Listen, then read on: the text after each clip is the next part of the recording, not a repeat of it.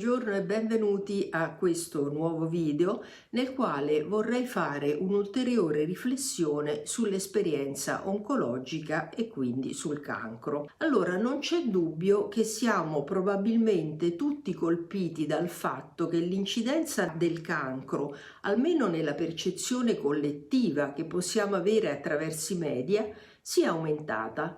Leggiamo infatti di personaggi più o meno famosi che affrontano la malattia con esiti fausti e infausti e veniamo così a conoscere le loro storie oncologiche.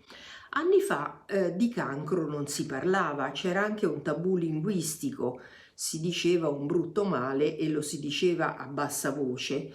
Oggi invece del cancro si parla, il cancro è sotto la luce dei riflettori. Allora, il diffondersi delle storie di cancro però certamente fa aumentare nelle persone la paura di ammalarsi. Nel video precedente, Il cancro non è una battaglia, ho fatto alcune considerazioni sulla necessità di cambiare il nostro modo di pensare al cancro e di non guardarlo come un nemico da combattere, quanto piuttosto come un memento vivere, un ricordati di vivere, riprendendo il titolo di un libro di Pierre Hadot.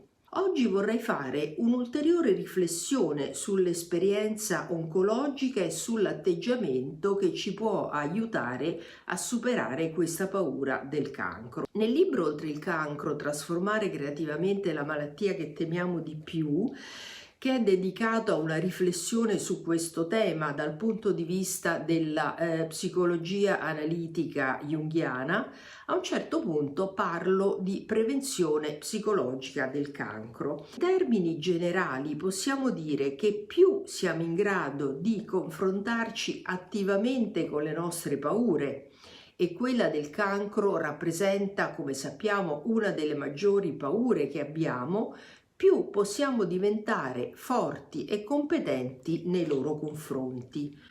Quindi da questo punto di vista fare prevenzione psicologica del cancro significa guardare in faccia la paura della malattia, ma spingersi anche oltre e guardare in faccia quella che è dietro la paura della malattia, ovvero la paura della morte. Il cancro è un evento complesso che richiede quindi una visione ampia e profonda di noi stessi come esseri mortali, ma anche di noi stessi nel mondo come parte della materia vivente.